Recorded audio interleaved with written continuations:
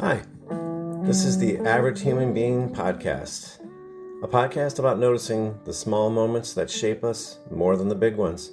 I'm Darren Mell, Average Human Being. I'm not here to teach you anything, just talk about being human. Thanks for listening.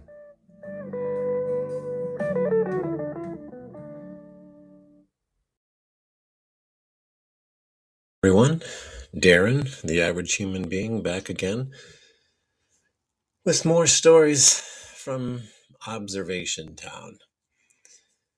You know, I've worked in corporate America for over 35 years now. And if you can't see the hilarity in this, then you haven't been paying attention. And that, my friends, is what it's all about. Do you notice those moments? As I mentioned in the first episode, I've written several books, again, self-published, really more as a call out to find out if anybody's listening and do people still care and understand sort of the hypocrisy and also the humor that is in our lives on a day in and day out basis. And, you know, one of the things that I've noticed, and I'm going to read a short section from one of the books about corporate America. And the section is entitled, Why Ask Why? A Corporate America Cautionary Tale. See if this resonates with you. And I'm just going to put thoughts into your head, and I'd like to hear what you have to say about it. But there we go. If you've ever spent more than 5 minutes in corporate America, you've probably learned that asking why is a dangerous sport, right up there with running with scissors or microwaving leftover fish in the office kitchen. On paper, you're hired for your expertise, your fresh ideas, your proven track record.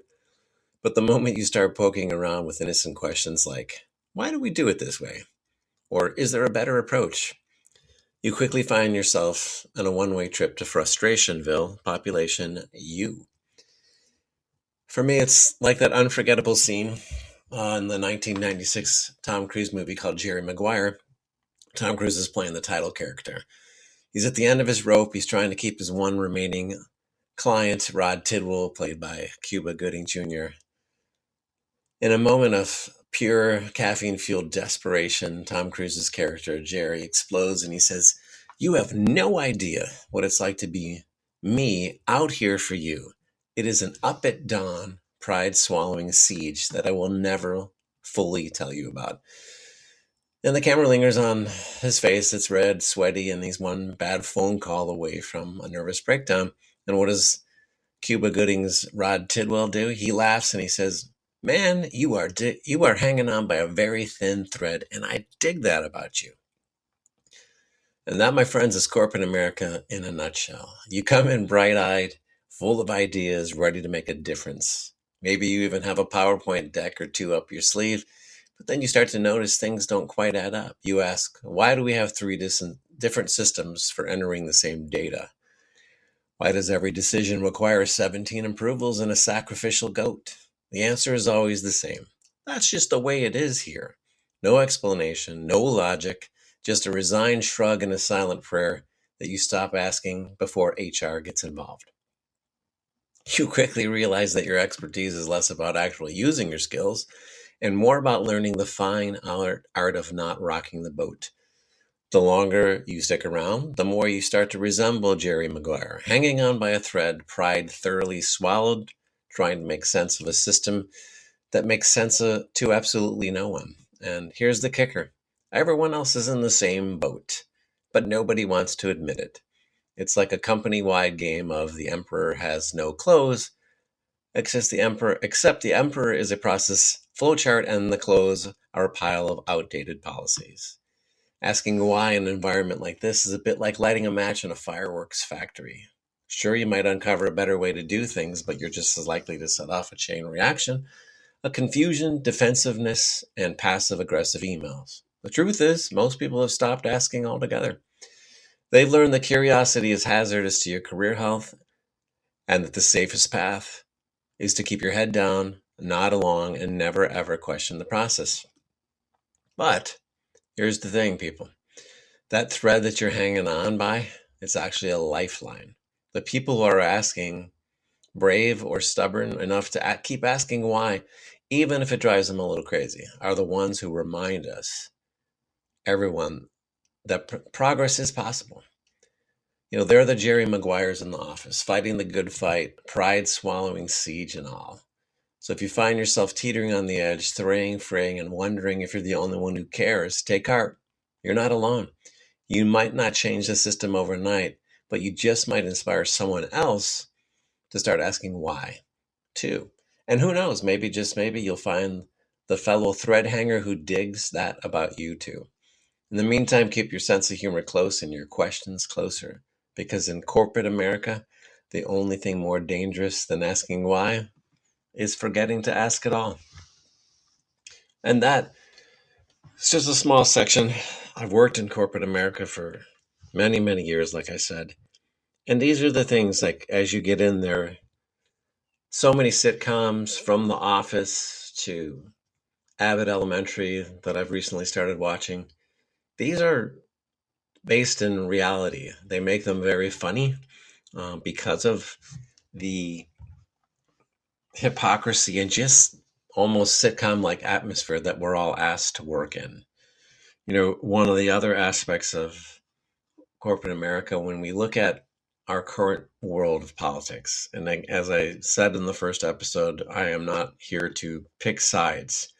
I think the political system in the United States is in bad shape, but I honestly believe it's because we hired the wrong people. One of the other aspects of life that I find amazing, for any of you that work at a large company, I'm sure you're aware of this and can relate. We have to do our compliance trainings every year that says that we won't take bribes, we won't take insider trading, we won't take front row seats to the Bruce Springsteen concert to agree for a deal for somebody else's company.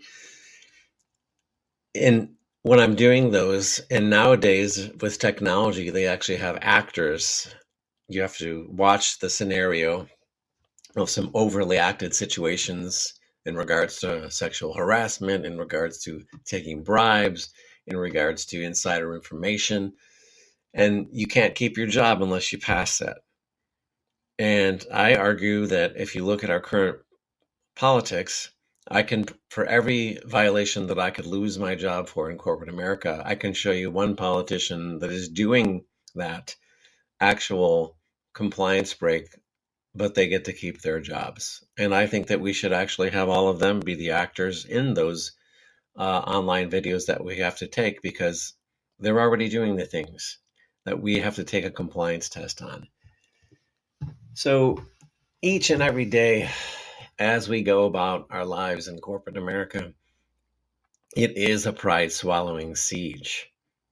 But when you can understand it from a lens that you understand that this is just the way it is here, and you have to basically, I recommend finding your group of people that understand that and don't take it so seriously. Laughter for me has always been, as a salesperson, a sales leader, husband, father, parent, you're always doing some form of selling. And I used to say, when I would meet with business owners or tell people that if I met with a customer or a prospective customer, if I could make them laugh 2 or 3 times, they were probably going to buy something. And I think laughing ourselves through this and understanding that we are all average, even when we enter the workplace, that's okay. There's nothing wrong with that. And what I want to hear from you is, what are the things about corporate America that drive you crazy? Even though you continue to work it, and I understand this, and I say this, the career that I've built, where I'm at in life now, I do owe it to corporate America.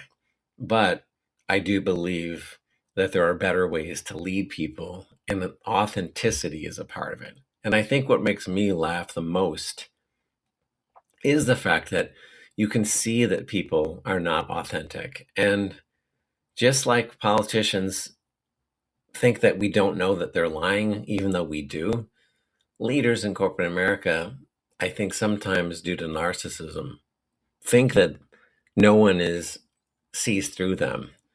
But I would say I see through them like they're a hologram. But that's my take on it. I want to hear what you have to say. Does this resonate with you? And what are your thoughts on that? And to close for today, I'd like to say thank you for listening. And pay attention this week. It matters more than we think.